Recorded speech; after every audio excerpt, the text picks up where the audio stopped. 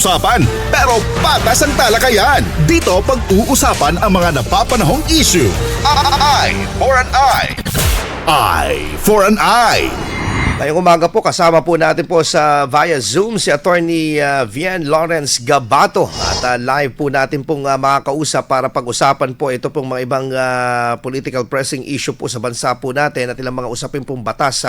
At nakakasama nyo rin po siya sa DZXL 558 Manila para sa usapang batas with Ms. Jenny Pahilanga. Magandang umaga, Attorney. Lagari po ang inyong mga program sa ating RMN.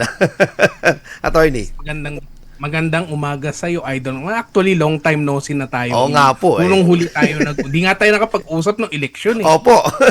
Actually, si Joanna yung si Joanna yung nasa field. Yes. Opo. Medyo talagang busy. We're very pretty sure na talagang busy rin po kayo talaga dahil gamit na gamit yung inyong mga pagiging eksperto sa batas diyan po sa ating usaping batas diyan po sa may DZXL 558 Manila.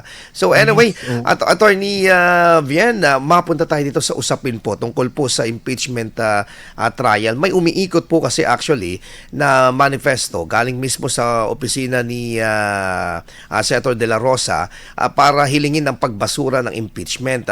Meron po ba itong basihan sa ating pong saligang batas na pwedeng i-scrap ito pong ganitong proseso po ng pag-impeach sa isang opisyal? Actually, una sa lahat magulo sila. Totoo lang. Oo At nga. sila magulo. Kasi kita mo na, well, para sa akin it's okay lang because it's in essence ng democracy, 'di ba? So Yeah.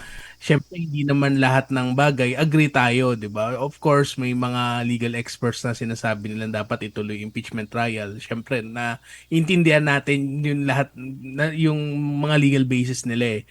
Pero syempre din dapat intindihin din natin ano ba yung gusto din gawin ng Senado, 'di ba? Kasi syempre, of course there's yung pagsasalita ng comment kasi na hindi na ito kasi marami nagsasabi daw unconstitutional daw Yeah, 'di ba yung dun oo. sa Actibay, marami ng syempre marami ng mga nagsabi, and I think hindi lang naman yung mga identified na gusto matuloy yung impeachment. I think mga constitutional experts na yung mga nagsasabi. I think hindi ko naman na kailangan dagdagan muna yun. At tingin ko mabigat naman yung anong tawag yun? Mabigat yung kanilang legal authority. I think may dalawa na ngang constitutional commissioners ng constitution. Yung 1986 Constitutional Commission, nag-weigh in na rin sila ng kanilang opinion na baka nga unconstitutional yan or illegal, okay? Pero syempre, saan naman umaanggulo yung Senado? Ang umaanggulo naman kasi sa Senado, institusyon kasi sila. Yeah. Na syempre, kung ano man yung maging hatol nila, parang lumalabas syempre, para sa kanila siguro nag-iingat, para sa iba ay nilang gawin pa nilang tungkulin, pero at the end of the day iniisip pa rin nila yung ano ba dapat yung gawin, ano ba talaga yung role nila kasi madali lang makinig sa opinion eh. Opo, pero Attorney Vian, madali lang pagpapakita ba ito ng pagiging independent kami? Ayan. Pwede rin ganun yung mangyari. Kasi mangyari syempre pag sumunod sila dun sa komentaryo natin eh. Yeah. Diba? Syempre, ang magiging dating naman nun is umuo lang sila. Nagpa-pressure sila. Diba? Yun yung mangyari, nagpa-pressure sila. Now, of course, it can be also looked at it. Kung nagpa-pressure sila, quote-unquote, pwede din naman kasing tingnan. Depende kasi kung ano yung positive, kung may positive result, 'di ba? Pero tandaan natin, hindi lang naman syempre kung may kumakampi sa impeachment, meron ding hindi kumakampi. Correct. Or ayaw matuloy ang impeachment. And kung ang pag-uusapan natin taong bayan, 'di ba? hindi natin madi-deny na may supporter pa rin yung pinapa-impeach nila na ayaw mag-impeachment. Correct. Diba? So, well, I think that's the I think that's the actual playing field right now. Yes. Attorney, pero mapunta tayo dito sa sa technicalidad ng usapin ng batas.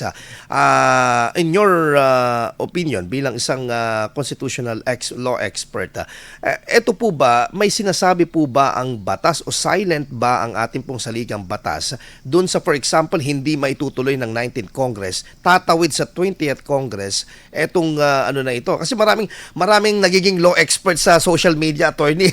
Pero ano bang sinasabi ng batas natin dito sa usapin na ito? Actually, parang mga 3 araw na namin pinag-uusapan sa usapang batas kasi ito.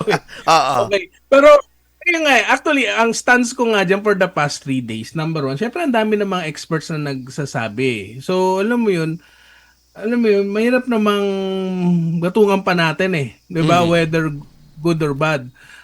Whether for or against eh. Pero ang nakikita ko ultimately kasi, mangyayari dyan nakakataakyat sa Korte Suprema yung issue. Kasi sa totoo, novel yung issue eh. Bakit siya novel? This is, number one, this is the first time na nag-akyat ng impeachment, ng articles of impeachment, patapos na ang recess. Nag-recess na ang Congress. Yung articles of impeachment pinasa during an election year.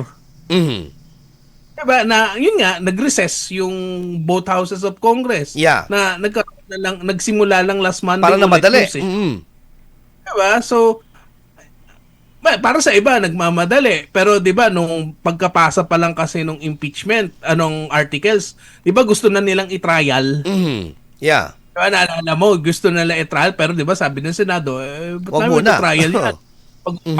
Pag-aaralan muna namin yan, tanda natin marami yata yung inakyat eh. I think 7 yata. At saka yung issue ng transmission nung yung verified complaint attorney, 'di ba? Question din 'yon. Yes. Yes, and not only that, pending pa sa Supreme Court 'yun. 'Di ba? May mga nag-file sila, pipisara ng petition sa Supreme Court, question yung proseso na nangyari sa Kongreso mismo. Kasi 'di ba parang may 4 na complaint pero hindi ginamit lahat ng complaint, bigla na lang nagbotohan. 'Di ba? Parang ganun yung nangyari. I mean, pero yung ayaw mo na-discuss kasi nasa Supreme Court na eh. Nagre-request sila ng TR, wala pang ginagrant na TRO si Supreme Court. Well, it depends on the Supreme Court if they're going to grant it. Tapos ito na nga, natapos na election. 'Di ba? Ang dami nang nangyari. 'Di ba? Ngayon, dito na tayo sa ending race ng 19th Congress. Yun na ngayon na naging issue kasi syempre, yan na, nagkaroon na ng balitaktakan, unfinished business ba yan? Syempre, yung mga pabor sa impeachment, ang sasabihin nila, iba naman yung role nyo as Congress, as lawmakers, vis-a-vis judges in an impeachment trial. Yun, doon na pumasok yung argumento. So, it's going to be a never-ending discussion. Kaya nga sabi ko nga, hintayin na lang natin yung magiging desisyon kung iaakit man sa korte. Although, ito lang ito nabanggit ko yata 2 days ago sa programa. Ano ba ang dahilan? Ba't parang gusto nilang habulin yung impeachment? Well, naintindihan ko naman kung bakit. Kasi kung ma-dismiss man yung impeachment case, okay, for whatever reason, okay, whether technical, basta whatever reason. 'Di ba may 1-year bar kasi yan? Yes, correct. Siyempre, since may 1-year bar yan, hindi mo mapapile yan within 1 year. Now, we do not know after 1 year what would be now the political climate. 'Di ba? Kasi ngayon, pinag-uusapan, kasi like binabanggit yung ano ba nangyayari ngayon, tapos ano yung pwede mangyari bukas, 'di ba? Kasi ngayon, ang alam natin medyo magkakaroon ng konting adjustment sa mayorya sa Senado. Sa Kongreso naman, well, sinabi nila na sa kanila pa rin na kay House Speaker pa rin yung kanilang liderato or loyalty. Pero tandaan natin, 2025 na. Sabihin natin, hindi na tuloy impeachment, so may 1 year. Yung 2025 and between 2026 is a very very long time. 'di ba? It's a very long time. Baka iba na yung sentimiento ng Kongreso, baka ayaw na nila i-impeach, 'di ba? Mhm. Yeah. Diba? At the same time din, pansin nyo rin, may mga statement pa si BP Sara na gusto niya ng bloodbath, blah blah blah blah, di ba? Oo. Oh. Pero kung tiisipin nyo, baka gusto nga talaga ni BP Sara na magkaroon ng impeachment trial din. Mhm. Para magkaalaman. Hindi lang sa magkaalaman, it's free campaign eh. Yeah. For the It's a free way to, Yeah. it's a free mode of publicity. For the Diba? 2028, tama. Diba, whether or not negative yung lumabas doon sa impeachment or not, it's still free mileage, diba, without the benefit of going to the complying with campaign rules, diba? Pero tagal nun eh, diba? I mean, ang mangyayari nga between now and 2028, hindi naman we're not really keen on saying this, but well, nagsimula na yung kampanya actually eh. Yeah. Tama. May mga nagpaparamdam na. Di ba? Pero nagsimula na de facto ang campaign. Although right now, if we're going to consider na mukhang nagsimula na ang kampanya, mukhang ang clear na mukhang quote-unquote na maaring kandidato si BP Sara at saka yung hindi naman inamin ni Senator Rontiveros pero umimig lang siya na pag-iisipan niya, 'di ba? So yung identified na. We're not even talking about other possible candidates, 'di ba? Also, totoo lang, it's already a prelude to 2028, 'di ba? Yeah. So yes, at natatakot syempre din yung mga gusto ma-impeach si Sara. Syempre, pag nag-iba ng ihip ng hangin, hindi na itutuloy impeachment, 'di ba? Correct. At, I mean, hindi ka na makakasecure pala ng nung parang 'di ba nung huli nakapagpapirma sila. Baka hindi na nila ma-secure 'yun. Wala na kasi alam mo tama 'yung sinabi niyo, Attorney Vien, no, dahil nagbago talaga 'yung political ngayon landscape pagkatapos ng midterm election.